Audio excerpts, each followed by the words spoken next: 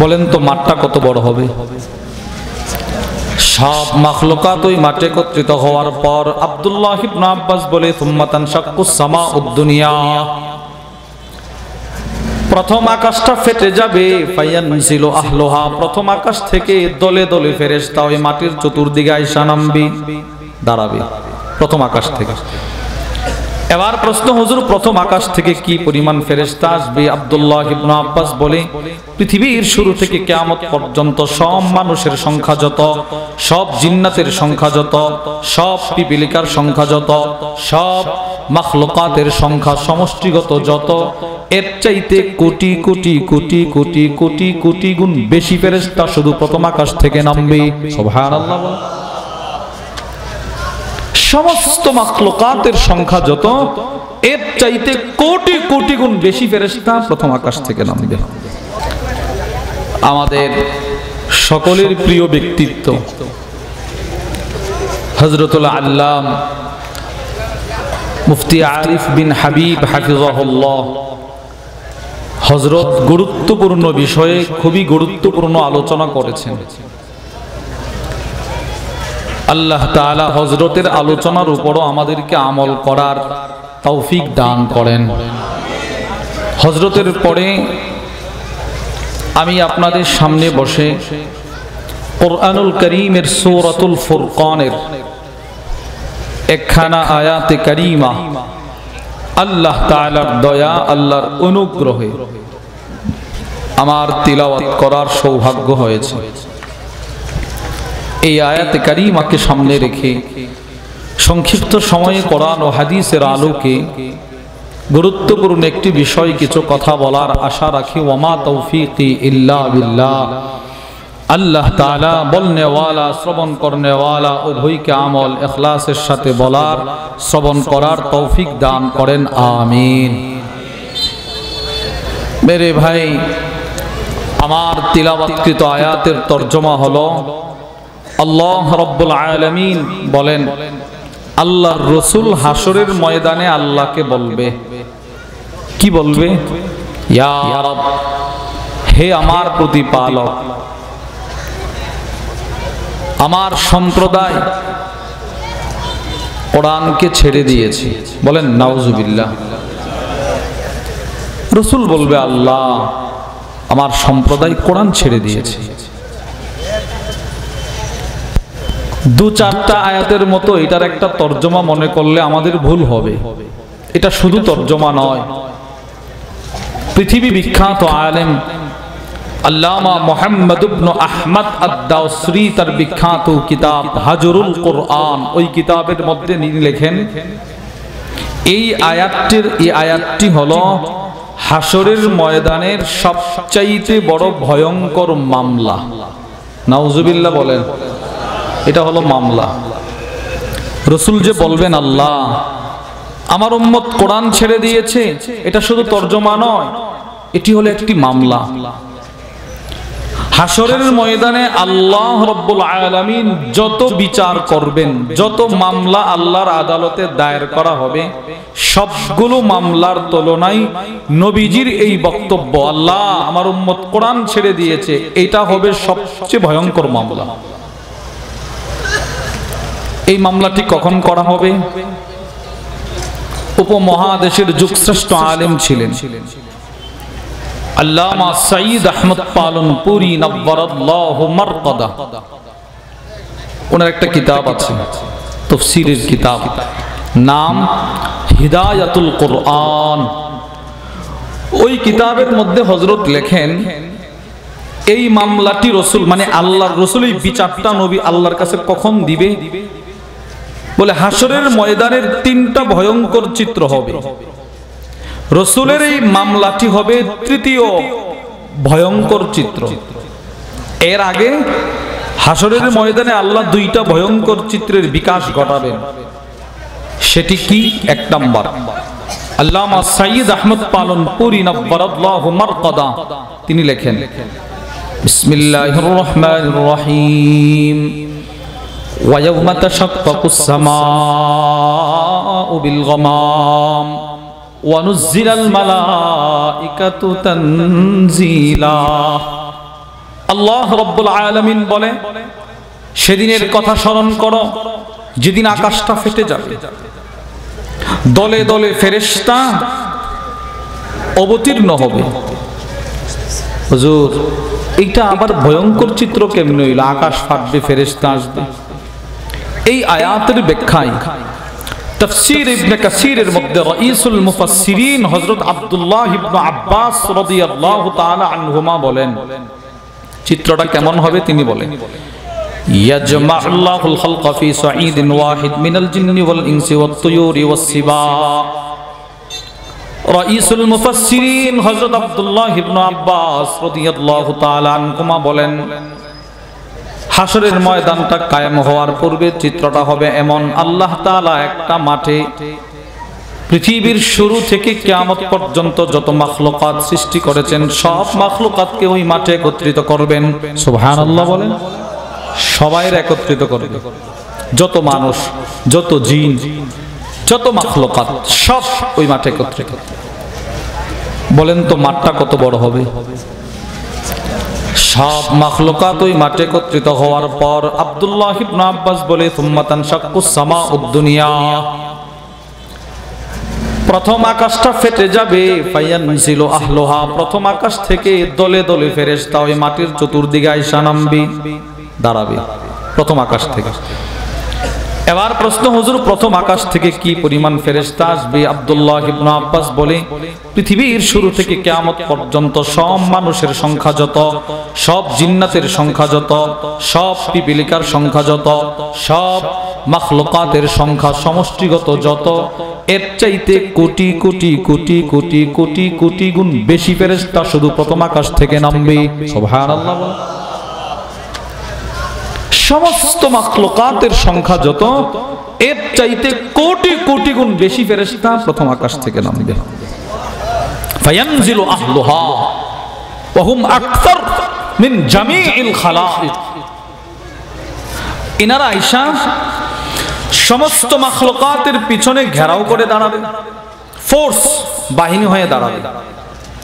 আব্দুল্লাহ ইবনে আব্বাস বলে, সুম্মা তানশাক্কুস সামাউস সানিয়া, অতঃপর দ্বিতীয় আকাশটা ফেটে যাবে। ফায়ানজিলু আহলুহা, দ্বিতীয় আকাশ থেকে ফেরেশতারা দলে দলে নামতে থাকবে। কি পরিমাণ ফেরেশতা শুধু দ্বিতীয় আকাশ থেকে নামবে? আব্দুল্লাহ ইবনে আব্বাস বলে, পৃথিবীর শুরু থেকে কিয়ামত পর্যন্ত সমস্ত মাখলুকাতের সংখ্যা যত প্লাস যুগ, এবার প্রথম আকাশের মাখলুক, প্রথম আকাশের ফেরেশতাদের সংখ্যা যত, দুই শ্রেণীর সংখ্যা এক জায়গায় করলে সমষ্টিগত সংখ্যা যত হবে, এর চাইতে কোটি কোটি কোটি কোটি কোটি গুণ বেশি ফেরেশতা শুধু তৃতীয় আকাশ থেকে নামবে। সুবহানাল্লাহ। এইভাবে চতুর্থ আকাশের ফেরেশতা আরো বেশি, পঞ্চম আরো বেশি, ষষ্ঠ আরো বেশি, সপ্তম আরো বেশি, এক পর্যায়ে আল্লাহর আরশ বহনকারী 8 জন ফেরেশতা আরশ নিয়ে আসবে। আরশ কত বড়? as-silsilatul ahadithis sahihar মধ্যে হাদিস আছে, وعن أبي ذر الغفاري رضي الله تعالى عنه قال, নবীজির সাহাবী হযরত আবু যর গিফারি রাদিয়াল্লাহু তাআলা আনহু থেকে বর্ণিত, তিনি বলেন, قال النبي صلى الله عليه وسلم, নবীজি সাল্লাল্লাহু আলাইহি ওয়াসাল্লাম উম্মতকে শোনাচ্ছেন, উম্মত আরশ কত বড় এটা শোনো, তবে হ্যাঁ আরশটা কত বড় এটা তুমি বুঝতে পারবা আল্লাহর আরশের উপরে যে আসন কুরসি আছে, কুরসিটা বৃত্তান্ত শোনার পর নবীজি আরশ কত বড় এটা বোঝাইতে গিয়ে আগে আল্লাহর কুরসির বিবরণ, কুরসি কত বড় তিনি বলেন, রাসূল বলে, মাসসামাওয়াতুস সাবউ ফিল কুরসিয়্যি ইল্লা কাহালকাতিন মুলকাত বিআরদিন ফালাত। আল্লাহর রাসূল বলেন, 7টা আকাশ যদি এক জায়গায় একত্রিত করার পর বড় একটা মাঠ বানানো হয়, আরো সহজ করে বুঝেন, গোটা পৃথিবীকে যদি 7 বার এক জায়গায় একত্রিত করা হয় কত বড় হবে? সুবহানাল্লাহ বলে না?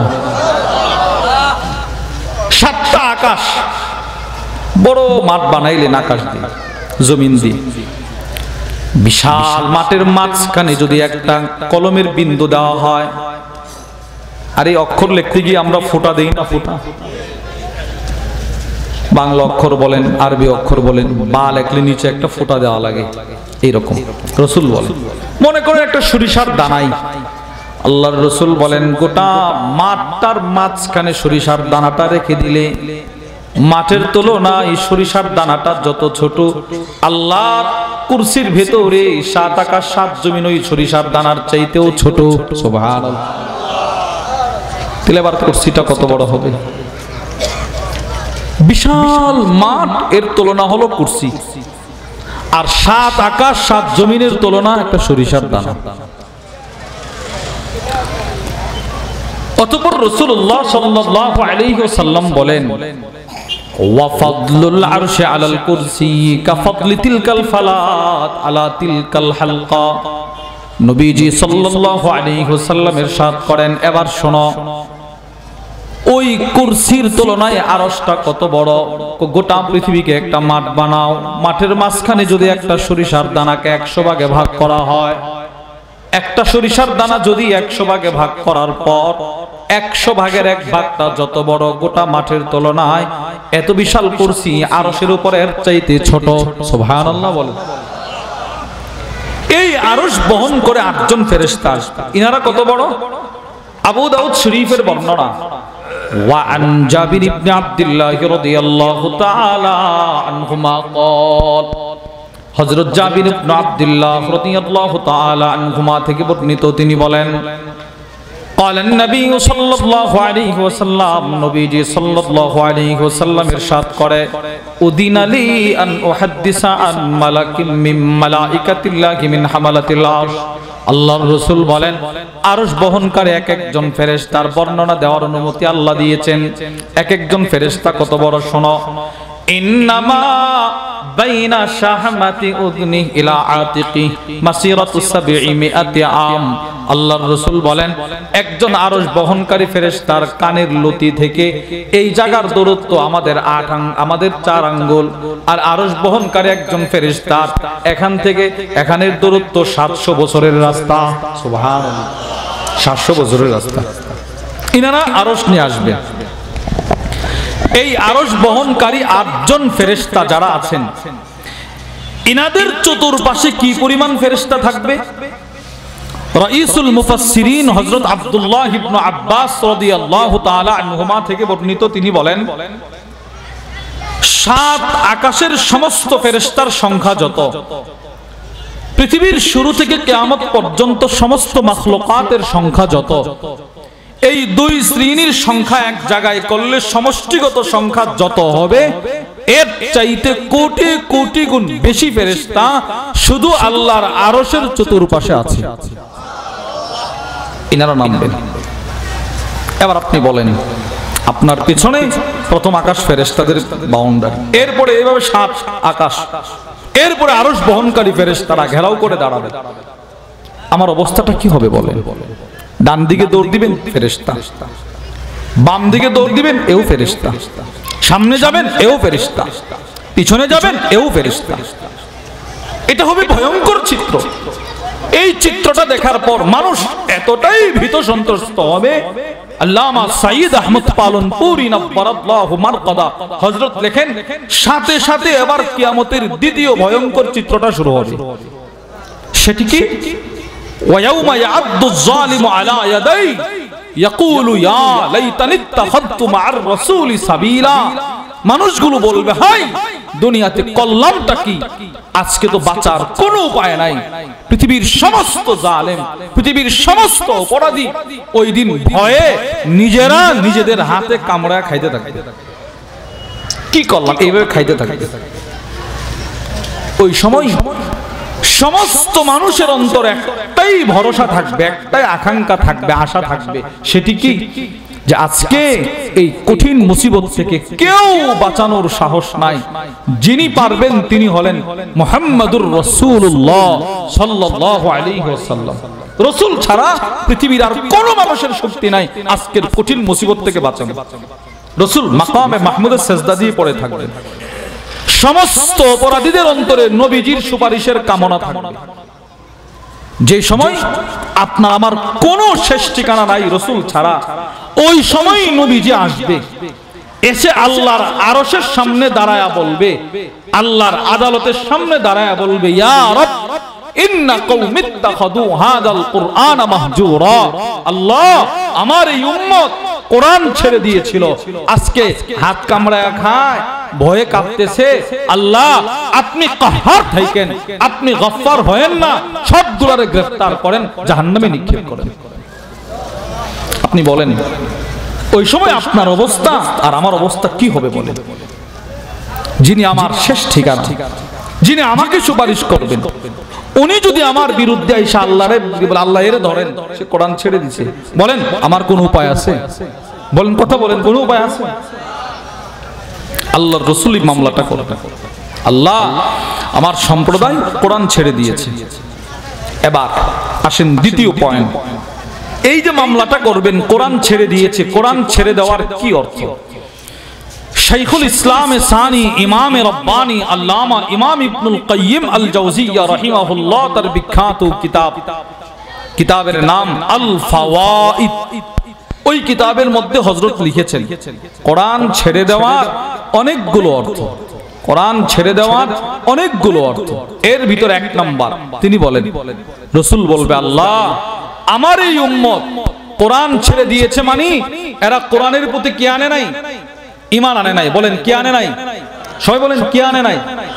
ঈমান আনে নাই। রাসূল বলবে, আল্লাহ, এরা কোরআনের প্রতি ঈমান আনে নাই। ধরেন, অথচ কোরআনের প্রতি ঈমান আনা ফরজ। বলেন কোরআনের প্রতি ঈমান আনা, সবাই বলেন কোরআনের প্রতি ঈমান আনা ফরজ। আল্লাহ কোরআনের বিভিন্ন আয়াতে বলছে, বিসমিল্লাহির রহমানির রহিম, ওয়া আমিনু বিমা আনজালতু মুসাদ্দিকাল লিমা মাআকুম। আল্লাহ রাব্বুল আলামিন বলে, বান্দা, আমি যেই কিতাব তোমাদের কাছে নাজিল করলাম, তোমরা ওই কিতাবের প্রতি ঈমান আনো। সুবহানাল্লাহ বলেন। আল্লাহ আদেশ করে ঈমান আনো। আচ্ছা, আমি প্রশ্ন করলাম, আল্লাহ, যদি আমি কোরআনের প্রতি ঈমান আনি আমার লাভ কি? আল্লাহ বলে, বিসমিল্লাহির রহমানির রহিম, ওয়াহাযা কিতাবুন আনজালনাহু মুবারাক। আল্লাহ রাব্বুল আলামিন বলে, এই কিতাব, এই কোরআন, আপনাদের এই মাদ্রাসায় যে কোরআনের হাফেজ ছাত্ররা হইল, এই মাদ্রাসায় যে কোরআনটা পড়ানো হয়, আল্লাহ বলেন এই কোরআন, বলেন তো এই কোরআন, বলেন সবাই বলেন এই কোরআন যা আমি নাজিল করলাম, আল্লাহ বলে জানো কোরআনটা কি? মুবারক। এই কোরআনের মধ্যে শুধুই বরকত, শুধুই বরকত। সুবহানাল্লাহ বলেন। শুধুই কি? বলে না সবাই, শুধুই কি? বরকত। এই আয়াতের ব্যাখ্যায় ফকি আবুল লাইথ আস-সামারকান্দি রাহিমাহুল্লাহ তার বিখ্যাত কিতাব তাফসীর আস-সামারকান্দির মধ্যে লেখেন, আল কোরআন ফিহি বারাকা, কোরআনের মধ্যে আছে শুধু বরকত। কার জন্য? কলিমান আমানাবি, যে কোরআনের প্রতি ঈমান আনবে তার জন্য। সুবহানাল্লাহ বলেন। কোরআনের প্রতি যে ঈমান আনবে তার জন্য কোরআনের মধ্যে আছে দুনিয়ার বরকত, তার জন্য কোরআনের মধ্যে আছে আখিরাতের বরকত। দুনিয়ার বরকত, আখিরাতের বরকত। সুবহানাল্লাহ বলেন। প্রশ্ন, হুজুর দুনিয়ার বরকত কি? আমি সোজা আপনাদেরকে বুঝায় দেই। দুনিয়ার বরকতের দৃষ্টান্ত হলো বাংলাদেশের বিখ্যাত হাফেজ সালেহ আহমদ তাকরিম। আপনারা তাকে, ওনাকে চিনেন না আপনারা? আমাদের এই কি বলে জানুয়ারি মাস, এই গত মাসের 9 তারিখ ওনার মাদ্রাসায় মারকাজু ফাইজুল কোরআন আল্লামা মুফতি মুর্তাজা হাসান ফাইদি মাসুম হাফিজাহুল্লাহ, ওনার মাদ্রাসায় মাহফিল ছিল। আমরা যতটুকু জানতে পারছি, এই যে আমাদের এই হাফিজ সাহেব সকলেরই কিন্তু জীবনের শুরু দিক থেকে আর্থিক এত কি বলে সচ্ছলতা থাকে না। পৃথিবীর ইতিহাসে যত বড় বড় আলেম ছিলেন 100 ভাগের 95 ভাগ ওনারা আর্থিকভাবে এত সচ্ছল ছিলেন না, অসহায় পরিবারের ছিলেন, অসহায় পরিবারের। এজন্য আল্লামা শামসুদ্দিন মুহাম্মদ ইবনে আহমদ উসমান আদ-দাহাবি, ইমাম দাহাবি রাহিমাহুল্লাহ, ইনি একটা কিতাব লিখছেন মারিফাতুল কুররাইল কিবার আলা তাবাকাতি ওয়াল আসার। যুগে যুগে কোরআনের বড় বড় হাফেজদেরকে নিয়ে তিনি কিতাব লিখছেন। এই কিতাব যখন আপনি পড়বেন তো দেখবেন 100 থেকে 95 ভাগ 90 ভাগ হাফেজ কোরআন বড় বড় আলেম যিনারা, ইনারা আর্থিকভাবে এত সচ্ছল ছিলেন না। সুবহানাল্লাহ বলেন। মারা গেছে 700 বছর পূর্বে, মারা গেছে 600 বছর পূর্বে, মারা গেছেন নবীজির জমানাতে, মারা গেছেন রাসূলের জমানার পরের জমানাতে, এখনো ওনাদের নাম হাদিসের পৃষ্ঠায় পৃষ্ঠায় পাওয়া যায়। বরকত, বরকত কি বলেন, বলেন কি বরকত। আমাদের এই হাফেজ সাহেব আপনারা সকলেই জেনেছেন 15 থেকে 20 মিনিটে কোরআনের কয়েকটা পৃষ্ঠা বাহিরের দেশে তেলাওয়াত করেছে। পৃষ্ঠাটা পড়ার আগ পর্যন্ত শুধু আমরা চিনতাম, বহির্বিশ্বের কেউ ওনাকে চিনতেন না। যেই মাত্র কয়েক মিনিট লাগায় কোরআনের কয়েক পৃষ্ঠা তিলাওয়াত করছে, কয়েকদিন পরে কোরআনের বরকতে সারা পৃথিবীতে ওয়ার্ল্ডে তার পরিচয় করায় দিয়েছে। বরকতটা কেমন বলেন আরো দেখেন। আপনি বলেন তো আমাকে 15 মিনিটে, 12 মিনিটে, 20 মিনিটে হালাল পন্থায় 75 থেকে 70 লক্ষ টাকা ইনকাম করা সম্ভব? আরে হালাল পন্থায়, হালাল পন্থায় সম্ভব না। কিন্তু আল্লাহ তাআলার কোরআনের দুনিয়ার কি বরকত, 12 মিনিট তেলাওয়াত করছে, আল্লাহ 70 লক্ষ টাকার মালিক বানায় দিয়েছে। বরকত। আখিরাতের বরকত কি? এটা দুনিয়ার বরকত বুঝলে, আখিরাতের বরকতটা কি? আল্লাহ আমাদের এই হাফেজ সাহেব সহ আপনাদের এই মাদ্রাসার যে সমস্ত ভাইরা পাগড়ি নিলেন, আল্লাহ ওনাদের সহ আল্লাহ তাআলা সমস্ত হাফেজদের হায়াতে বরকত দান করেন। আল্লাহ ওনাদেরকে আরো বরকতে বরকতে মালামাল করে দেন। আপনাদেরকেও আল্লাহ তাআলা বরকতের জিন্দেগি দান করেন। বলেন না আমিন। এবার দেখেন আখিরাতের বরকতটা কি। এই এক কোরআনুল কারীমের ছোট্ট এক সূরা এক সাহাবী তেলাওয়াত করছে, তিরমিজির বর্ণনা। وعن أبي هريرة رضي الله تعالى عنه قال أبو هريرة رضي الله تعالى عنه থেকে বর্ণিত তিনি বলেন أن النبي صلى الله عليه وسلم سمع رجلا يقرأ قل هو الله أحد। আল্লাহর রাসূল একদিন হাঁটতেছেন, এক সাহাবীকে দেখে কুল হুয়াল্লাহ তিলাওয়াত করতেছে। সুবহানাল্লাহ বলেন। কোরআনের ছোট একটা সূরা ইনি তিলাওয়াত করতেছেন। নবীজি বলে ওয়াজাবাত, আবু হুরায়রা সাহাবারা তার জন্য ওয়াজিব হয়ে গেছে। সাহাবারা বলে ইয়া রাসূলুল্লাহ কি ওয়াজিব হইল? নবীজি বলে ওয়াজাবাত লাহুল জান্নাহ, কুল হুয়াল্লাহর বরকতে জান্নাত ওয়াজিব হয়ে গেছে। আখিরাতের বরকত আছে না নাই? দৃষ্টান্ত নাম্বার 2 তিরমিজির বর্ণনা। মসজিদে কুবার মুসল্লিরা নবীজি সাল্লাল্লাহু আলাইহি ওয়াসাল্লামের দরবারে আসলেন একটা প্রস্তাব নিয়ে। প্রস্তাবটা কি? ইয়া রাসূলুল্লাহ আমাদেরকে এমন একজন ইমাম দেন যিনি আমাদের মসজিদে কুবায় নামাজ পড়াবে, ভালো ইমাম দেন একজন। নবীজি একজন ইমাম দিয়েছেন। ওয়া আন আনাস ইবনে মালিক রাদিয়াল্লাহু তাআলা আনহু قال আনাস ইবনে মালিক রাদিয়াল্লাহু তাআলা আনহু থেকে বর্ণিত তিনি বলেন কানা রাজুলুম মিনাল আনসার ইয়াউম্মুহুম ফি মসজিদি কুবা। নবীজি সাল্লাল্লাহু আলাইহি ওয়াসাল্লামের একজন সাহাবী আনসার ইনারে পাঠাইলেন মসজিদে কুবার ইমাম বানায়া। ইনি নামাজ পড়াইতে গেলেন, কিন্তু আশ্চর্যের বিষয় হইল এই সাহাবী ইমামতি করতে গিয়ে যিনি ইমামতি শুরু করলেন, যেদিন থেকে ইমামতি শুরু করলেন সেদিন থেকে প্রত্যেক নামাজের প্রতি রাকাতে কুল হুয়াল্লাহ সূরা পড়ে। সুবহানাল্লাহ বলেন। মনে করেন মাগরিব পড়াইলো, প্রথম রাকাতে কুল হুয়াল্লাহ, এরপরে অন্য একটা সূরা পড়ে, এরপরে রুকুতে যায়, এরপরে যখন দ্বিতীয় রাকাতের জন্য দাঁড়ায় আবার কুল হুয়াল্লাহ, তারপরে ভিন্ন একটা সূরা। মাগরিবের নামাজ শেষ, এবার এশারের নামাজের ইমামতি করতে যায়, প্রথম রাকাতে কুল হুয়াল্লাহ, তারপরে ভিন্ন একটা সূরা, দ্বিতীয় রাকাতে দাঁড়ায় আবার কুল হুয়াল্লাহ, তারপরে ভিন্ন একটা সূরা, এবার এশারের নামাজও শেষ করলো। ফজরের নামাজে যখন দাঁড়াইলো প্রথম রাকাতে কুল হুয়াল্লাহ, তারপরে বড় একটা সূরা, আবার দ্বিতীয় রাকাতে দাঁড়াইলো, প্রথম রাকাতে কুল হুয়াল্লাহ, তারপরে একটা সূরা। সুবহানাল্লাহ বলেন। মানে আস্তের নামাজেও এই কুল হুয়াল্লাহ ছাড়ে না, জোরে তিলাওয়াতের নামাজেও কুল হুয়াল্লাহ ছাড়ে না, প্রতি রাকাতে কুল হুয়াল্লাহ পড়ে। প্রত্যেক নামাজের 2 রাকাতে কুল হুয়াল্লাহ পড়ে। ফাকাল্লামাহু আসহাবু গেছে, মানে মুসল্লিরা ইমাম সাহেবের রুমে গেছে, গিয়া বলে ইমাম সাহেব হুজুর আপনার সব ভালো, চাল চলন স্বভাব চরিত্র সব ভালো আলহামদুলিল্লাহ, কিন্তু একটা সমস্যা আছে। কি সমস্যা? আপনি প্রত্যেক রাকাতে কুল হুয়াল্লাহ পড়েন কেন? এটা ছাড়তে পারেন না আপনি? এটা সব সময় পড়া লাগে, অন্য সূরা পড়তে পারেন না? ইমাম সাহেব সাহাবীকে জবাব দিয়ে দেখেন, ফাকালা মা আনা বিতারিকিহা, না আমি কুল হু আল্লাহ ছাড়তে পারবো না।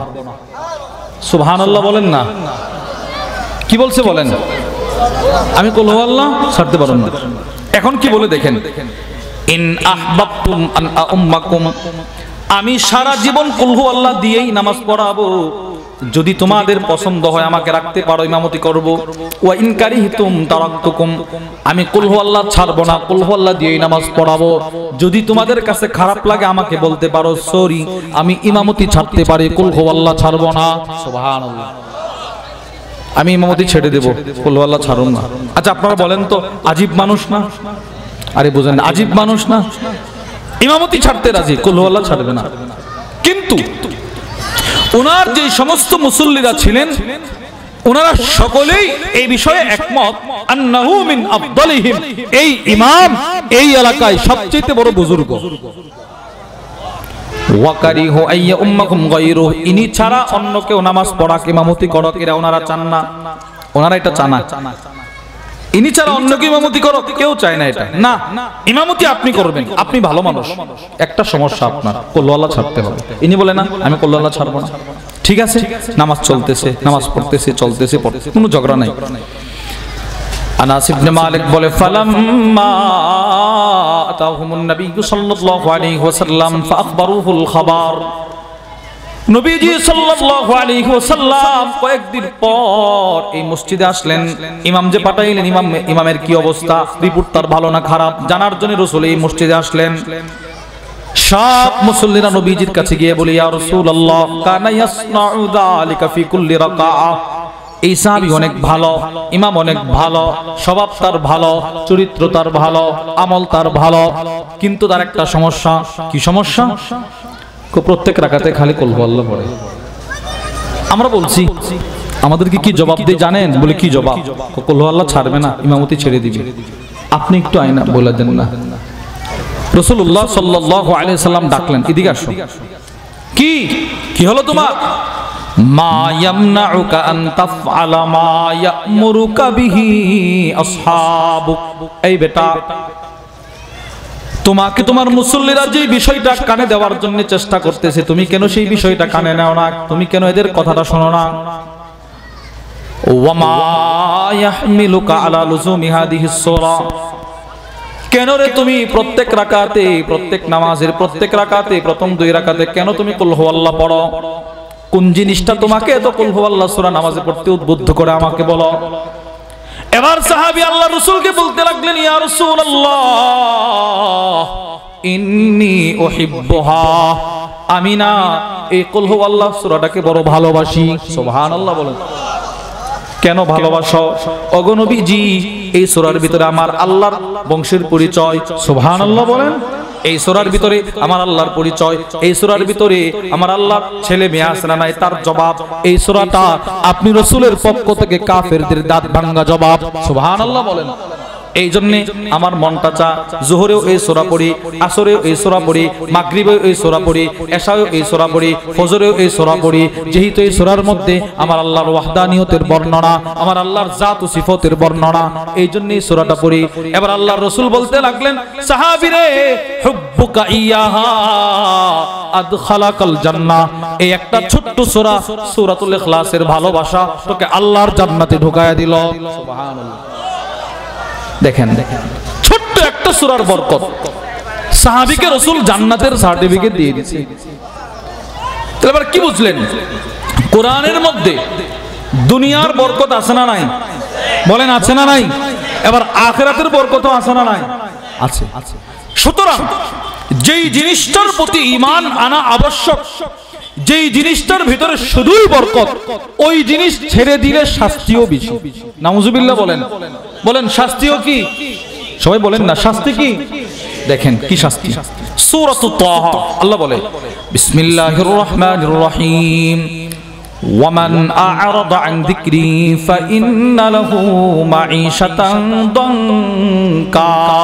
আল্লাহ রাব্বুল আলামিন বলে, কিয়ামত পর্যন্ত যারা আমার জিকির থেকে গাফেল হবে, আমার জিকির থেকে বিমুখ হয়ে যাবে। জিকির দ্বারা উদ্দেশ্য কি? তাফসীরের কিতাবের মধ্যে আছে, এর এক বর্ণনা হলো, এক ব্যাখ্যা হলো, আমার কোরআন থেকে যারা দূরে সরে যাবে, যার ব্যক্তি জীবন আমার কোরআন থেকে দূরে সরে যাবে, যার পারিবারিক জীবন আমার কোরআন থেকে দূরে সরে যাবে, যার সামাজিক জীবন আমার কোরআন থেকে দূরে সরে যাবে, যার ব্যবসা কোরআন থেকে দূরে সরে যাবে, যার চাকরি কোরআন থেকে দূরে সরে যাবে, তার কবর বড় ভয়ঙ্কর, দুনিয়াও বরবাদ। কবরও ভয়ঙ্কর, দুনিয়া বরবাদ। নাউজুবিল্লাহ বলেন। দুনিয়া কি? বরবাদ। এবার কবর কি? বড় ভয়ঙ্কর। শুধুই মাত্র যদি কোরআন থেকে দূরে সরে যাওয়ার অপরাধে দুনিয়াটা বরবাদ হইতো, মনে কষ্ট ছিল না। কিন্তু কবর যদি ভয়ঙ্কর হয়, সব শেষ, সব শেষ। কবর ভয়ঙ্কর হওয়ার অর্থ কি? এই আয়াতের ব্যাখ্যায় সুফিয়ান সাউরি রাহিমাহুল্লাহ বলেন, যারা কোরআন থেকে দূরে সরে যাওয়া অবস্থায় মৃত্যুবরণ করবে, তার লাশ যখন কবরে নামানো হবে, কবরের দুই পাশের মাটি তাকে এত জোরে চাপ দিবে, তার এক পাজরের হাড় আরেক পাজরের ভিতরে ঢুকায় দিবে। নাউজুবিল্লাহ বলেন না। এক পাজরের হাড় আরেক পাজরের ভিতরে ঢুকায় দিবে। কবরের চাপ। এখানে একটা কথা, কবরের এই চাপ, এটা কোরআন যারা ছেড়ে দিবে এদেরকেও দিবে, যারা কোরআন ওয়ালা এদেরকেও দিবে। মনে রাখেন, মুমিনকেও কবর চাপ দিবে, মুমিনকেও কবর চাপ দিবে, কোরআন ওয়ালাকেও কবর চাপ দিবে, যারা কোরআন ছেড়ে দিবে এদেরকেও কবর চাপ দিবে। বলে হুজুর, মুমিনকেও কি কবর চাপ দিবে? হ্যাঁ দিবে। আগে মুমিনকেও যে কবর চাপ দিবে, এটার দৃষ্টান্তটা শুনেন হাদিস থেকে। ইরওয়াউল গলিল ফি তাখরিজ আহাদিস মানারিস সাবিল, ওই কিতাবের মধ্যে হাদিস আছে। وعن جابر بن عبد الله رضي الله تعالى عنهما قال, হযরত জাবির ইবনে আব্দুল্লাহ রাদিয়াল্লাহু তাআলা আনহুমা থেকে বর্ণিত, তিনি বলেন, খরাজনা মা রাসূলিল্লাহি সাল্লাল্লাহু আলাইহি ওয়াসাল্লাম ইয়াওমান ইলা সাদ ইবনে মুআদ হিনা তুফিয়া। নবীজি সাল্লাল্লাহু আলাইহি ওয়াসাল্লামের একজন সাহাবী, নাম তার সাদ, ইনি যখন ইন্তেকাল করলেন, এই সাহাবীর ইন্তেকালের পর আমরা নবীজির সাথে তার বাড়িতে চলে গেলাম জানাজার নামাজ পড়ব। যে সাহাবী ইন্তেকাল করলেন তার নাম সাদ ইবনে মুআজ, তার নাম সাদ ইবনে মুআজ। সাধারণ কোন সাহাবী নয়, এমন একজন সাহাবী যার মৃত্যুতে নাসাইর বর্ণনা, যার মৃত্যুতে জিবরিল এসে বলে, ইয়া রাসূলুল্লাহ তাহাররাকা লাহুল আরশ, আপনার সাহাবী সাদের মৃত্যুতে আল্লাহর আরশটা পর্যন্ত কেঁপে উঠেছে। সুবহানাল্লাহ বলেন। এই সাহাবীর মৃত্যুতে আরশ কেঁপে উঠছে, এক নাম্বার। দুই, জিবরিল বলে, ইয়া রাসূলুল্লাহ, আল্লাহর রাসূল এবার সাহাবাদেরকে হাদিস শোনায়। ইনার জানাজার সময় নবীজি সাহাবাদেরকে বলে, সাবধানে চলাফেরা করবা। কেন? ওয়া শাহিদাহু ৭০ আলফাম মিনাল মালাইকা, এই সাহাবীর জানাজায় আকাশ থেকে ৭০,০০০ ফেরেশতার আগমন হয়েছে। তিন নাম্বার, উনি এমন একজন সাহাবী, আল্লামা শামসুদ্দিন আবুল খায়ের মুহাম্মদ ইবনে আব্দুর রহমান আস-সাখাবী রাহিমাহুল্লাহ, ইমাম সাখাবী, তার কিতাবের নাম আত-তুহফাতুল লাতীফা ফি তারিখিল মদিনাতিশ শরীফা। ওই কিতাবের মধ্যে তিনি লেখেন, এই সাহাবীর ইন্তেকালের পর তার লাশের খাটিয়া যখন অন্য সাহাবারা কাঁধে বহন করে হাঁটে, মানুষ মারা গেলে মানুষের লাশের খাটিয়া তার পাড়া প্রতিবেশী বহন করে, তার আত্মীয় স্বজন বহন করে। এই সাহাবীর লাশের খাটিয়া যখন অন্য সাহাবারা কাঁধে নিয়ে হাঁটতেছে, যারা ওনার লাশের খাটিয়া বহন করলেন, তারা একজন আরেকজনকে বলতে লাগলো, কিরে বেটা, সাদ ইবনে মুআজ ৩৬ বছর বয়সে ইন্তেকাল করলো, তার লাশ এত বড় ছিল, তার শরীরে তো বড় সড়ো শরীর, কিন্তু তার লাশের খাটিয়া তো হালকা কেন? বোঝাই যায় না খাটিয়ার মধ্যে লাশ আছে না নাই। আল্লাহর রাসূল পিছন দিক থেকে বলে, সাহাবারা রে, জিবরিল আমাকে বলে দিয়েছে, ইন্নাল মালাইকাতা হামালাতহু, যদিও তার লাশের খাটিয়া বাহ্যিকভাবে তোমাদের কাঁধে, জিবরিল আমাকে বলে দিয়েছে তার লাশের খাটিয়া এই মুহূর্তে ফেরেশতাদের কাঁধে আছে। সুবহানাল্লাহ, ফেরেশতারা কাঁধে নিয়ে আসতেছে। ৪ নাম্বার, উনার কবর যারা খনন করেছিলেন, এই সাহাবী, উনার কবর যারা খনন করেছিলেন, আল্লামা ইমাম যাহাবী রাহিমাহুল্লাহর বিখ্যাত কিতাব সিয়ার আ'লামিন নুবালার মধ্যে আছে, যারা ওনার কবর খনন করেছিলেন তাদের একজন ছিলেন আবু সাঈদ আল খুদরি রাদিয়াল্লাহু তাআলা আনহু। আবু সাঈদ আল খুদরি রাদিয়াল্লাহু তাআলা আনহু বলে, কুনতু মিম্মান হাফারা লিসাদিন কবরহু বিল বাকি, ও পৃথিবীর মানুষ, এই সাহাবীর কবর যারা খনন করেছিল তাদের একজন ছিলাম আমি আবু সাঈদ খুদরি। আল্লাহর কসম, ওয়া কানা ইয়াফুহু আলাইনাল মিসকু কুল্লামা হাফারনা, যখনই তার কবর খনন করার জন্য তার কবরের মাটিতে আমরা আঘাত করতাম, তখন তার কবরের মাটি থেকে জান্নাতের সুঘ্রাণ পাইতাম। তাহলে এই সাহাবীর মৃত্যুতে আল্লাহর আরশ কেঁপে উঠলো। এই সাহাবীর মৃত্যুর পর জানাজায় 70,000 ফেরেশতার আগমন। এই সাহাবীর লাশের খাটিয়া ফেরেশতাদের কাঁধে, এই সাহাবীর কবর থেকে জান্নাতের সুঘ্রাণ। ওই সাহাবী যেদিন ইন্তেকাল করলেন, হযরত জাবের বলে আমরা নবীজির সাথে তার বাড়িতে চলে গেলাম। তার বাড়িতে যাওয়ার পর আল্লাহর রাসূল ফালাম্মা সাল্লা আলাইহি রাসূলুল্লাহ সাল্লাল্লাহু আলাইহি ওয়াসাল্লাম, আল্লাহর নবীজি নিজে এই সাহাবীর জানাজার নামাজের ইমামতি করলেন। সুবহানাল্লাহ বলেন। এগুলো কেন বলতেছি? সংখ্যা দিয়ে দিয়ে আপনাদেরকে হাদিসটা বোঝানোর জন্য। ওনার মৃত্যুতে আরশ কেঁপে উঠলো। 2, ওনার জানাজায় 70,000 ফেরেশতার আগমন। 3, ওনার লাশের খাটিয়া বহন করলো ফেরেশতারা। 4, ওনার কবর থেকে জান্নাতের সুঘ্রাণ। 5, ওনার জানাজার নামাজের ইমামতি করলেন নবীজি। সুবহানাল্লাহ বলেন। এবার 6 নাম্বার দেখেন, ওয়া ওয়াদিআ ফি কবরি, আল্লাহর রাসূল আগে নিজে কবরে নামলেন, তার এরপরে তার লাশটা কবরে নামাইলেন। সুবহানাল্লাহ বলেন। নবীজি নামাইছেন। 6, 7, ওয়াসুবিয়া আলাইহি, তার কবর সমাপ্ত করা হলো, মানে রাসূল তার কবর সমাপ্ত করলেন, সাহাবার তার কবর সমাপ্ত করলেন। এবার আসেন মূল বিষয়।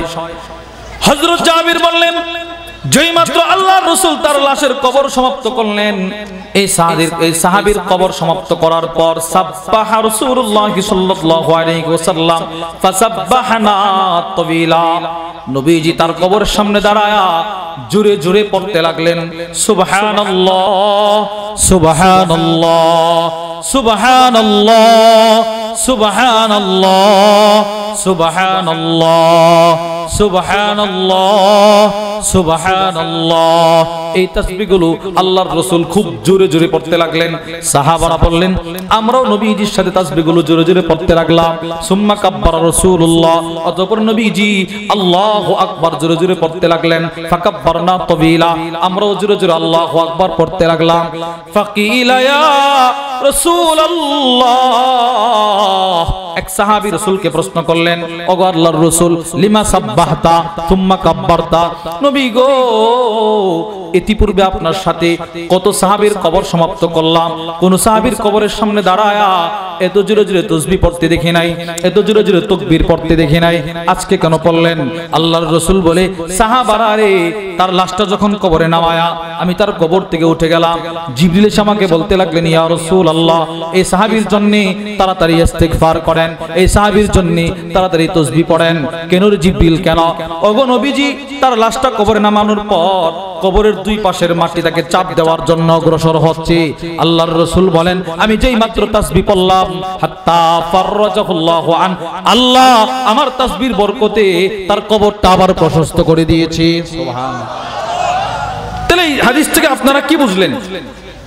রাসূলের সাহাবীকে কবরে নামানোর পর কবর ওনারও চাপ দিতে চাইছিলেন। এই জন্য আম্মা জান আয়েশা আস-সিদ্দিকা রাদিয়াল্লাহু তাআলা আনহা থেকে বর্ণিত, তিনি বলেন, ইন্নালিল কবরি দাগতা, কবরে যে চাপ হবে এটা নিশ্চিত, নিশ্চিত কবরে চাপ হবে। যদি ওই কবরের চাপ থেকে কেউ বাঁচতে পারত, লানাজা মিনহা সাদ ইবনে মুআজ, নবীর এই সাহাবী বেঁচে যেত। ইনি যেহেতু বাঁচতে পারে নাই, পৃথিবীর কেউ বাঁচতে পারবে না। আপনাকেও দিবে, আমাকেও দিবে। এবার আপনাদের সন্দেহের নিরসন, হুজুর তেলে আর মুমিন হয়ে লাভ হইল কি? মুমিন কেউ কবর চাপ দিবে? হ্যাঁ দিবে। এবার দুইটা পয়েন্ট শুনেন, নিজের সন্দেহ দূর করেন। 1 নাম্বার, মুমিনকে কবর যে চাপ দিবে, চাপ দেওয়ার ধরনটা কেমন? 2 নাম্বার, কেনই বা চাপ দিবে? 1 নাম্বার প্রশ্নের জবাবে বিশ্ববিখ্যাত আলেম আল্লামা মুহাম্মদ ইবনে আহমদ সালিম ইবনে সুলাইমান আস-সাফারিনি আল-হাম্বলি, তার বিখ্যাত কিতাব আল বুহুরুজ যাখিরা ফি উলুমিল আখিরা, ওই কিতাবের মধ্যে লেখে, আল মুরাদ বিদাক্কাতিল কবর, মুমিনকে, মুমিনের লাশ কবরে নামানোর পর তাকে কবর চাপ দেওয়ার দ্বারা উদ্দেশ্য হলো ইলতিকাউ জানিবাই আলা জাসাদিল মাইয়িত, মুমিনের কবরের দুই পাশের মাটি ধীরে ধীরে ধীরে ধীরে ধীরে ধীরে আয়েশা মুমিনের কাফনের কাপড়টা একটু স্পর্শ করবে। বলেন চাপ দিবে না স্পর্শ? বলে না সবাই, স্পর্শ করবে। এবার প্রশ্ন, হুজুর এই স্পর্শটাই বা কেন করবে? দুই কারণে। বলেন কয় কারণে? সবাই বলে না কয় কারণে? দুই কারণে। এক নাম্বার, আল্লামা ইমাম জালালউদ্দিন আস-সুয়ুতি রাহিমাহুল্লাহ তার বিখ্যাত কিতাব নাসাই শরা সুনানুন নাসাই বিশরহি জালালউদ্দিন আস-সুয়ুতি, ওই কিতাবের মধ্যে তিনি লেখেন, মা মিন আহাদিন ইল্লা ওয়াকাদ আলাম্মা বিখাতিআ। ইমাম জালালউদ্দিন সুয়ুতি বলে, পৃথিবীতে এমন কোন মানুষ নাই, এমন কোন মুমিন নাই যার জিন্দেগিতে জানা অজানা ভুল ত্রুটি ইচ্ছাই অনিচ্ছাই ছোটখাটো করছে কি করছে না? বলেন বলেন করছে কি করছে না? সবার জিন্দেগিতে ছোটখাটো ভুল ত্রুটি আছে, এটা মানতে হবে, কেউ অস্বীকার করতে পারবে না। প্রত্যেকের জিন্দেগিতে গুনাহ আছে না নাই? আছে। ইমাম জালালউদ্দিন সুয়ুতি বলে, কোন মুমিন যখন তার জিন্দেগির কিছু গুনাহ নিয়ে কবরে যায়, কবরের দুই পাশের মাটি এসে যখন ধীরে ধীরে এসে তাকে একটু স্পর্শ করবে, ফাজআলাত হাদিহি তাগতা জাযাআন লাহা, কাফনের কাপড়টা স্পর্শ করার সাথে সাথে আল্লাহ তার অতীত জীবনের গুনাহগুলোকে ক্ষমা করে দিবে, যেগুলোর জন্য সে ক্ষমা চাইতে পারে নাই। এখন আল্লাহর পেয়ারা বান্দা, আল্লাহ মাটি এসে একটু কষ্ট দিবে না, স্পর্শ করবে, তার গুনাহগুলো ক্ষমা। ইমাম জালালউদ্দিন সুয়ুতি বলে, না না, মাটি এসে স্পর্শ করতে পারবে না, মাটি স্পর্শ করার আগে আগেই তুদরিকুহুর রাহমা, রবের রহমত তার কবরে চলে আসবে। এক নাম্বার কারণ, মুমিনকে চাপ দেওয়ার এক নাম্বার কারণ। দুই নাম্বার, কেন চাপ দিবে এটা বুঝতে হলে আপনাদেরকে ছোট্ট একটা ভূমিকা বুঝতে হবে। সেটি হলো, আমাদেরকে আল্লাহ তাআলা সৃষ্টি করেছেন কিসের থেকে? বলেন বলেন কিসের থেকে? মাটি থেকে। আল্লাহ সূরাত তাহার মধ্যে বলে, বিসমিল্লাহির রহমানির রহিম, মিনহা খালাকনাকুম ওয়া ফিহা নুঈদুকুম ওয়া মিনহা নুখরিজুকুম তারাতান উখরা। আল্লাহ রাব্বুল আলামিন বলেন, আমি তোমাদেরকে মাটির থেকেই সৃষ্টি করলাম, আবার ওখানেই যাবা, আবার ওখান থেকে আবার উঠাবো। তাহলে আমাদের সৃষ্টি কিসের থেকে ভাই? মাটি থেকে। এবার দেখেন, যাকে যেই এলাকার মাটি থেকে সৃষ্টি করা হয়েছে, মৃত্যুর পূর্বে তাকে আল্লাহ কোনো না কোনো কারণ দেখায় ওই এলাকায় নিয়ে যাবে। আল্লামা শামসুদ্দিন আবুল খায়ের মুহাম্মদ ইবনে আব্দুর রহমান আস-সাখাবী রাহিমাহুল্লাহ তার বিখ্যাত কিতাব আল মাকাসিদুল হাসানা ফি বায়ানি কাসীরিন মিন আহাদিসিল মুশতাহারাতি আলাল আলসিনা, ওই কিতাবের মধ্যে নিয়ে আসছি, ওই কিতাবের মধ্যে নিয়ে আসছি। কি নিয়ে আসছি? তিনি বলেন, ইযা কাদাল্লাহু লিআবদিন আইয়ামুতা বিআরদিন জাআলা লাহু ইলাইহা হাজা, আল্লাহ পাক যখন কোন বান্দার মৃত্যুর ফয়সালা করেন, তো তাকে যে এলাকার মাটি দিয়ে বানানো হয়েছে, কোনো না কোনো কারণ দেখায় আল্লাহ তারে ওই এলাকায় পাঠিয়ে দিবে। ওই এলাকায় কেন নিবেন? ওখানে আপনার মরণটা কেন হবে? এই প্রশ্নের জবাবে আল্লামা মুহাম্মদ ইবনে ইউসুফ আস-সালিহি আশ-শামি তার বিখ্যাত কিতাব সুবুলুল হুদা ওয়ার রাশাদ ফি সিরাতি খায়রিল ইবাদ, ওই কিতাবের মধ্যে তিনি লেখেন, ওখানে তোমাকে কেন নেওয়া হবে জানো? ইন্নামা সারা আজলুহু হুনাক, ওখানে তোমার মৃত্যুটা এজন্যই হবে লিআন্নাহু খুলিকা মিন তিলকাল বুকআ, ওই এলাকার ওই কবরস্থানের যেখানে তোমাকে কবর দেওয়া হবে, ওই মাটিটা থেকেই তোমাকে বানানো হয়েছে। সুবহানাল্লাহ বলে না সবাই? তাহলে আমরা এতক্ষণ আলোচনা করে এতটুকু বুঝতে পারছি, আমাকে বানানো হয়েছে কিসের থেকে? দুই, যাকে যেই এলাকার কবরস্থানের মাটি থেকে বানানো হয়েছে, মৃত্যুর পূর্বে তাকে ওই এলাকায় আল্লাহ নিয়ে যাবেন। এবার দেখেন, কবর কেন চাপ দিবে, দ্বিতীয় কারণের উত্তরটা দেখেন।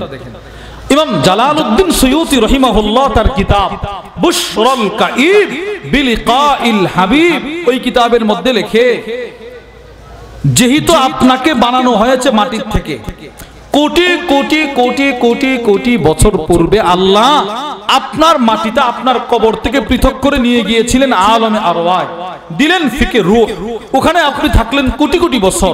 আপনার কবরের মাটি আল্লাহর কাছে ফরিয়াদ করে, আল্লাহ সে তো আমার অংশ, তার বিরহ তার বিচ্ছেদ আমার আর ভালো লাগে না, আমার অংশকে আমার কুলে ফিরিয়ে দেন না। রব বলে, না না, এখনো সে বাবার পৃষ্ঠদেশে মায়ের বক্ষ দেশে যায় নাই, আসলেন বাবার পৃষ্ঠদেশে, আসলেন মায়ের বক্ষ দেশে, থাকলেন আল্লাহ পাক যতদিন রাখলেন ততদিন। মাটি কবরের মাটি বলে, আল্লাহ সে তো আমার মূলত অংশ, তাকে দেন না আমার কাছে ফিরায়া ফিরায়া আমার কোলে ফিরিয়ে দেন না। রব বলে না, এখনো সে মায়ের পেটে যায় নাই, আসলেন মায়ের পেটে, থাকলেন আল্লাহ যতদিন চাইলেন ততদিন। কবরের মাটি বলে আল্লাহ সে তো আমার অংশ, দেন না আমার কোলে ফিরায়া। রব বলে না, এখনো সে দুনিয়াতে যায় নাই, আসলেন দুনিয়াতে, হইলেন মুমিন, হইলেন কোরআন ওয়ালা, হইলেন ঈমান ওয়ালা, হইলেন তাকওয়া ওয়ালা, হইলেন জিকির ওয়ালা, হইলেন আল্লাহ ওয়ালা। এই অবস্থায় যখন মুমিনের মৃত্যু হয়, তার লাশ যখন কবরে নামানো হয়, ওই মাটির দীর্ঘদিনের ফরিয়াদের বিকাশ ঘটে। ইমাম জালালউদ্দিন সুয়ুতী বলে, কবরের মাটি দম্মাতহুম দম্মাল ওয়ালিদাতিশ শাফিকা, মমতাময় মায়ের মতো কবরের মাটি মুমিনকে আদর করার জন্য জড়ায়া ধরবে। বলেন কষ্ট দেওয়ার জন্য না আদর করার জন্য? আরে ছেলে 20 বছর পরে বিদেশ থেকে আসছে, এবার মা সন্তানকে জড়ায়া ধরে কিনা? বলেন কি কষ্ট দেওয়ার জন্য না আদর করার জন্য? ঠিক ওই রকম কবরের মাটি মুমিনকে ধরতে চাইবে আদর ভালোবেসে। সুবহানাল্লাহ বলেন। তাহলে এবার বলেন, কোরআন ছেড়ে দেনা ওয়ালা হবো না কোরআন ওয়ালা? বলেন কি ওয়ালা? তাহলে আপনার পরিচয় আমার পরিচয় কি? সবাই বলেন, বলেন কোরআন ওয়ালা। আবার বলেন, জোরে বলেন। তাহলে আপনার আমার পরিচয় বলেন কোরআন ওয়ালা, ঈমান ওয়ালা, আমল ওয়ালা, জিকির ওয়ালা, আল্লাহ ওয়ালা। এইটা হলো আমাদের পরিচয়। কোরআন ছাড়বো না, বলেন ইনশাআল্লাহ। বলেন কোরআন ছাড়বো না, কোরআনের প্রতি পরিপূর্ণ ঈমান আনবো। বলেন আমরা ঈমান এনেছি, বলেন আমরা ঈমান এনেছি কোরআনের প্রতি। বলেন আমরা কোরআন ছাড়বো না, না ছেড়ে দিব? কোরআন ছাড়বো না। এই মাদ্রাসা বান্দার অন্তরে যেন কোরআন সব সময় থাকে, এটার মার্কাজ। এই মাদ্রাসা আপনাকে কোরআন ওয়ালা বানানোর মার্কাজ। এই মাদ্রাসা আপনার সন্তানকে কোরআন ওয়ালা বানানোর মার্কাজ। এই মাদ্রাসা আপনার ছেলে মেয়েকে কোরআন ওয়ালা বানানোর মার্কাজ। আপনি বুঝেন নাই তো? আমি জানি না তো এই মাদ্রাসায় যে কি শেখানো হয়। এই যে কয়েকজন ভাইয়েরা পাগড়ি নিলেন, ইনাদের সিনাই যে কি ঢুকছে এটা আমি বুঝি নাই, এটা আপনিও বুঝেন নাই। আল্লাহু আকবার। এদের সিনাই এই যে কোরআনের এলেমটা ঢুকছে, কোরআনের এলেম, এটা এখন যদি দেখতেন তো কেমন লাগতো জানেন? শাইখুল ইসলাম সানি, ইমাম রব্বানি, আল্লামা ইমাম ইবনুল কাইয়িম আল জাওজিয়্যা রাহিমাহুল্লাহ, তার বিখ্যাত কিতাব রাউদাতুল মুহিব্বিন ওয়া নুজহাতুল মুশতাকিন, ওই কিতাবের মধ্যে লেখে একটা নুরানি মাদ্রাসা, একটা হেফজখানার ছাত্রের সিনাই কোরআনের যে এলেমটা ঢুকে, হাফেজ সাহেবের সিনাই যদি এটা দেখা যেত তো কেমন লাগতো জানো? কলাউ সুবিরাল ইলমু সূরা, একজন হাফেজ সাহেবের হেফজের যে এলেমটা, কোরআনের এলেমটা যদি দেখা যেত তো কেমন লাগতো? আকাশে যতগুলো তারকা আছে, আকাশে যতগুলো চাঁদ আছে, আকাশে যতগুলো সূর্য আছে, সবগুলো যদি এক জায়গায় একত্রিত করা হতো যেমন সুন্দর লাগতো, এর চাইতে কোটি কোটি গুণ বেশি সুন্দর লাগতো এক হাফেজ কোরআনের সিনার এলেমটা। এটা নিজে শিখবো তো ইনশাআল্লাহ? বলেন ইনশাআল্লাহ। নিজে শিখবো তো ইনশাআল্লাহ? সন্তানদেরকে শেখাবো তো ইনশাআল্লাহ? এই এলেম সবচেয়ে সুন্দর, কোরআনের এলেম সবচেয়ে সুন্দর, এবং এই কোরআনের এলেম সবচেয়ে দামি। বলেন সবচেয়ে দামি। এই কোরআনের ইলম সবচেয়ে দামি। কেন দামি? ইমাম ইবনুল কাইয়িম আল জাওজিয়্যা রাহিমাহুল্লাহ তার বিখ্যাত কিতাব মিফতাহু দারিস সাআদা ওয়া মানশুরু বিলায়াতুল ইলমি ওয়াল ইরাদা, ওই কিতাবের মধ্যে তিনি লেখেন কোরআনের ইলম সবচেয়ে দামি কেন জানো? ইন্নাল ইলম মিরাসুল আম্বিয়া, কেন না কোরআনের ইলমটা সরাসরি নবীজির রেখে যাওয়া সম্পদ, রাসূলের রেখে যাওয়া সম্পদ। এই জন্য এই ইলম নিজে শিখব। বলেন ইনশাআল্লাহ। এই কোরআন নিজের সন্তানকে শিখাবো। এই জন্য আল্লাহর রাসূলের মামলার দ্বিতীয় অর্থ হলো আল্লাহ আমার উম্মত নিজেও কোরআন শেখে নাই, নিজের সন্তানকেও কোরআন শেখায় নাই, নিজে কোরআন শিখা, নিজের সন্তানকে কোরআন শেখানো। বলেন ইনশাআল্লাহ। আল্লাহ আমাদের সকলকে যে কথাগুলো বললাম সেই কথাগুলোর উপর আমাকে আপনাকে সকলকে আমল করার তৌফিক দান করেন। আল্লাহ আমাদের সন্তানগুলোকে কোরআনের হাফেজ বানাইবার মেহনত করার তৌফিক দান করেন। আপনারা যারা যেইভাবে এই মাদ্রাসার সাথে সম্পৃক্ত আছেন, আল্লাহ রাব্বুল আলামিন আপনাদের সকলকে উত্তম থেকে উত্তম বিনিময় দান করেন। আমিন।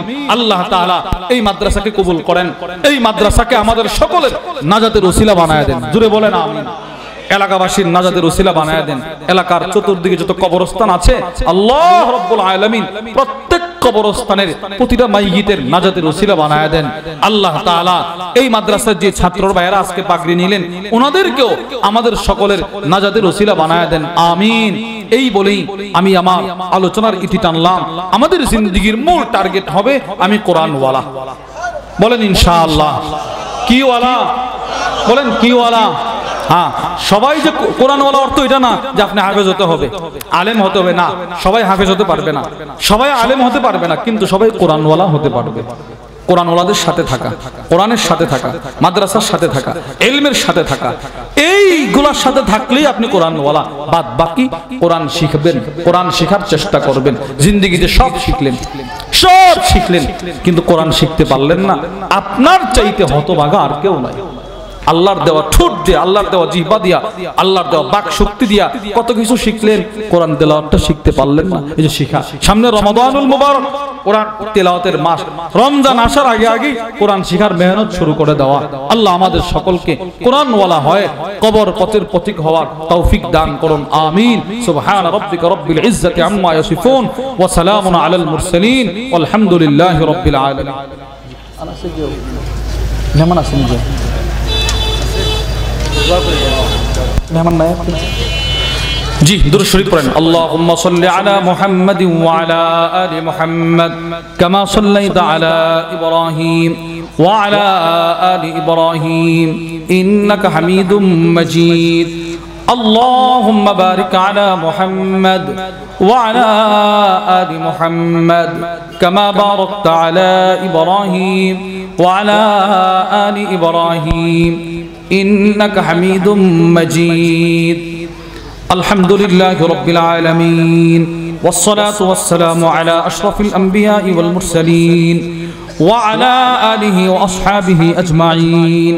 ربنا آتنا في الدنيا حسنة وفي الآخرة حسنة وقنا عذاب النار. আল্লাহ আমাদের तमाम জিন্দেগীর গুনাহগুলো maaf করে দেন মাওলা। আল্লাহ আমাদের আব্বা আম্মার গুনাহগুলো maaf করে দেন মাওলা। আমাদের বিবি বাচ্চা শ্বশুর শাশুড়ির গুনাহগুলো maaf করে দেন মাওলা। আমাদের উস্তাদ ছাত্রদের গুনাহগুলো maaf করে দেন মাওলা। আল্লাহ এই মজমায় যারা বসেছেন ওনাদের গুনাহগুলো maaf করে দেন মাওলা। দূর দূরান্ত থেকে যারা আলোচনা শুনেছেন ওনাদের গুনাহগুলো maaf করে দেন মাওলা। আল্লাহ রব্বে করিম মাবুদ মাওলা, এই মাদ্রাসাকে আমাদের সকলের নাজাতের ওসিলা বানায় দেন মাওলা। ছাত্রকে উস্তাদের নাজাতের ওসিলা বানায় দেন মাওলা। উস্তাদকে ছাত্রদের নাজাতের ওসিলা বানায় দেন মাওলা। আয় আল্লাহ ছাত্র উস্তাদ সকলকে এলাকাবাসীর নাজাতের ওসিলা বানায় দেন মাওলা। রব্বে করিম উলামায়ে কেরাম আজকে রাত ভর যে আলোচনাগুলো করলেন মাওলা, এই পর্যন্ত সব আলোচনার উপরে আমাদের সকলকে আমল করার তৌফিক দান করেন মাওলা। আল্লাহ আমাদেরকে কোরআনওয়ালা হওয়ার তৌফিক দান করেন মাওলা, ঈমানওয়ালা হওয়ার তৌফিক দান করেন মাওলা, জিকিরওয়ালা হওয়ার তৌফিক দান করেন মাওলা। আল্লাহ এই মাদ্রাসার সাথে যারা যেভাবে সম্পৃক্ত আছে মাওলা, সকলকে আপনি উত্তম বিনিময় দান করেন। আল্লাহ সকলকে আপনি জাযা খায়ের দান করেন মাওলা। আয় রব্বে করিম মাবুদ মাওলা, সকলকে সুস্থতার সাথে দীর্ঘ নেক হায়াত দান করেন মাওলা। আল্লাহ আমাদের মধ্যে যারা অসুস্থ প্রত্যেককে সুস্থতার নিয়ামত দান করেন। আল্লাহ কঠিন জটিল রোগ থেকে আমাদেরকে হেফাজত করেন, আমাদের পরিবার পরিজনকে হেফাজত করেন, আমাদের আত্মীয় স্বজনকে হেফাজত করেন, আমাদের ছাত্র ওস্তাদকে হেফাজত করেন, আমাদের মুরব্বিদেরকে হেফাজত করেন। আল্লাহ রব্বে করিম এই মজমায় যারা বসেছে ওনাদেরকে হেফাজত করেন, যারা শুনেছেন ওনাদেরকে হেফাজত করেন। আয় আল্লাহ এই মজমাটাই যে এক সেকেন্ডের জন্য আয়েশা দাঁড়িয়েছিল তাকেও আপনি মাফ করে দেন মাওলা। যারা শুরু থেকে এখন পর্যন্ত বসে আছে এদেরকেও মাফ করে দেন, উত্তম বিনিময় দান করেন। আল্লাহ যে ছাত্র ভাইয়েরা পাগড়ি নিলেন মাওলা, ওনাদেরকে পৃথিবী বিখ্যাত আলেম হওয়ার তৌফিক দান করেন। আল্লাহ ওনাদের উস্তাদদেরকে উত্তম বিনিময় দান করেন। আল্লাহ এই ছাত্রগুলো হাফেজ হওয়ার পিছনে যাদের অক্লান্ত পরিশ্রম এদেরকে আপনি উত্তম বিনিময় দান করেন মাওলা। আয় রব্বে করিম মাবুদ মাওলা, আমাদের সকলকে আপনার ঘর কাবা বাইতুল্লাহ নবীজি সাল্লাল্লাহু আলাইহি ওয়াসাল্লামের রওজা পাক বারবার বারবার জিয়ারত করার তৌফিক দান করেন। সুবহান রাব্বিকা রাব্বিল ইজ্জাতি আম্মা ইয়াসিফুন ওয়া সালামুন আলাল মুরসালিন ওয়ালহামদুলিল্লাহি রাব্বিল আলামিন বিরহমাতিকা ইয়া আরহামার রাহিমিন।